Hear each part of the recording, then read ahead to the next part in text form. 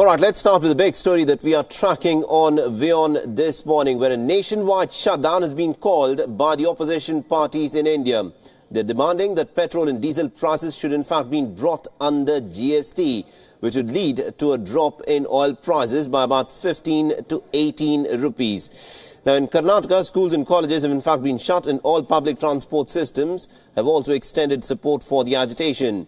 Now, in certain parts of the country, protesters began the nationwide strike by burning tires.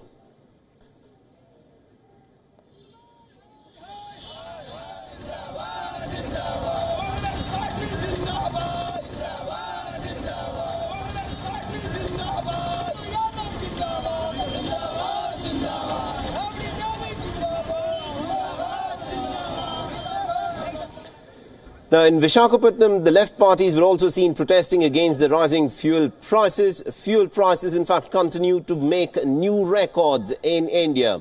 After the petrol price breached the 80 rupee mark in New Delhi on Saturday, the prices have been hiked by yet another 23 paise per litre this morning.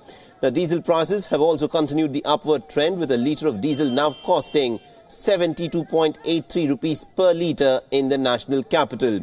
The people in Mumbai have been the most affected. In the financial capital, the prices of petrol and diesel have hit an all-time record high of 88.12 and 77.32 rupees a litre respectively.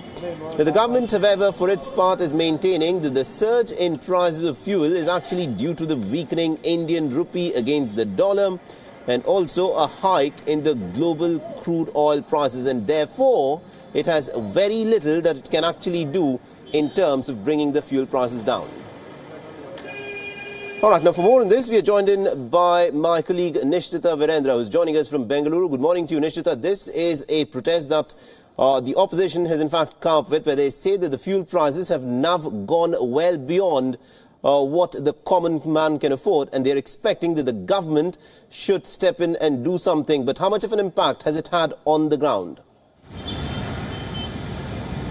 Well, as of now, it seems like the activity in Bengaluru is down to almost 50% that it would have been on a normal Monday morning at 9 a.m. The petrol bunk behind me is shut, like many other petrol bunks in the city. But more importantly, transport facilities have been particularly affected, as several associations of app-based cab services, auto drivers associations, as well as the BMTC and the KSRTC, the state-run bus transport system, have joined in the agitation.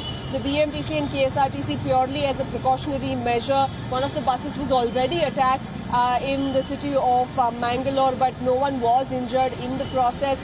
The metro is still running in Bengaluru, but that connects a very restricted part of the city, and that too is dependent on how the situation persists. Schools and colleges have all been shut down. They will be running an extra day next Saturday. You have protests being organized. The Taxi Owners and Drivers Association will be staging an agitation at 10 a.m. Then you have the Congress itself that is coming out and staging an agitation at around 11:30.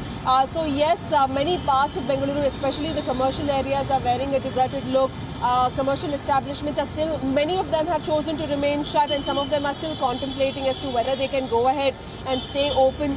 This situation might persist till about 3 p.m.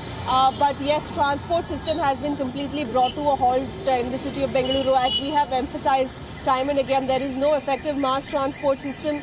So when a bus and when your cabs are not functioning in full capacity, then the citizens are pretty much left stranded or forced to take out their vehicles. Absolutely. And also, Nishtita, considering the fact that this has now become a political issue, the government says that its hands are tied. The fuel prices are actually going up because of extraneous and global factors. Is there any element of truth to that?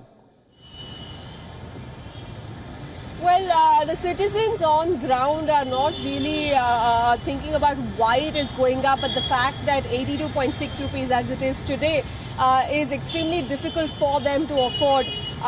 the consumption of fuel in Bengaluru is extremely high because of the traffic issues that it is so very well known for.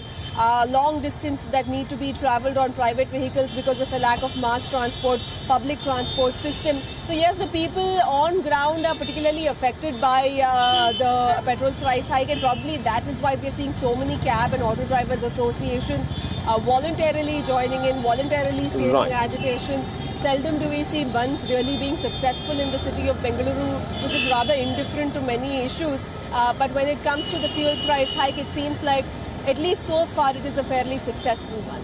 All right, we'll have to leave it there. Thank you very much indeed, Nishtita Virendra, for joining us and getting us all those updates. So this is what the situation looks like. The opposition parties are on the streets demanding that the government should actually try and rein in the price of petrol and diesel. It remains to be seen as to what the government actually will now do. Will the government respond to the issues which people are saying is something which requires urgent attention?